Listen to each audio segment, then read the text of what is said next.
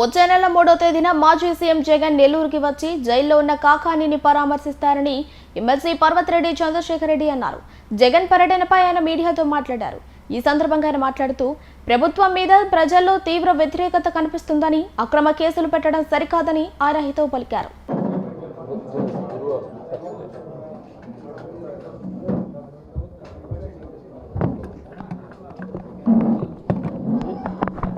July 3 తరచుగానే కదా అందరికీ తెలిసిందే.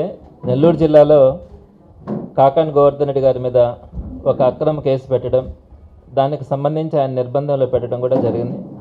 ఎప్పుడు కూడా నెల్లూరు జిల్లాలో ఇలాంటి సంప్రదాయం లేదు.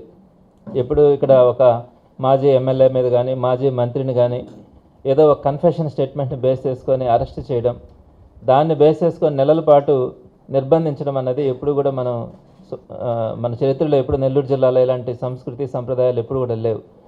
మరి దానికి భిన్నంగా ఈరోజు కాకాని గోవర్ధన్ రెడ్డి గారిని మొట్టమొదటిసారిగా నెల్లూరు జిల్లాలో ఒక జిల్లా పరిషత్ చైర్మన్గా పనిచేసినటువంటి వ్యక్తి, 2 సార్లు ఎమ్మెల్యేగా, ఒకసారి మంత్రిగా పనిచేసినటువంటి వ్యక్తిని నిర్బంధించడం, అది కూడా ఒక అక్రమ కేసులో.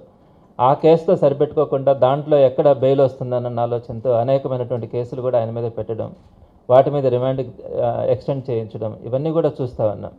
మరి దీనికి సంబంధించి జగన్మోహన్ రెడ్డి గారు కూడా అనేక సందర్భాల్లో గోవర్ధన్ రెడ్డి గారి యోగక్షేమాల గురించి కానీ వారి కుటుంబ సభ్యుల్ని పరామర్శించడం కానీ జరిగింది.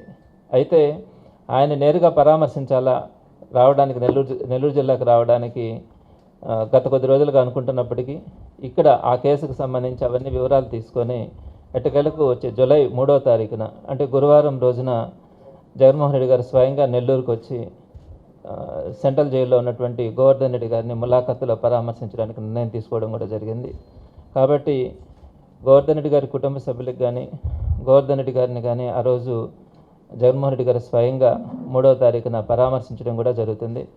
ఇప్పటికైనా తెలుగుదేశం పార్టీ నాయకులు కానీ అందరూ కూడా గ్రహించాలా, ఏ విధంగా అయితే అక్రమ కేసులు పెడతా ఉన్నారో, మాట్లాడుతున్నటువంటి వైఎస్ఆర్సీపీ నాయకులు కార్యకర్తలను ఏ విధంగా అయితే నిర్బంధిస్తూ ఉన్నారో, ఇది జరుగుతూ ఉన్న కొద్దీ వైఎస్ఆర్సీపీ కార్యకర్తల నాయకులతో పాటు ప్రజల్లో కూడా తిరుగుబాటు అనేది మనకు కనపడుతూ ఉంది.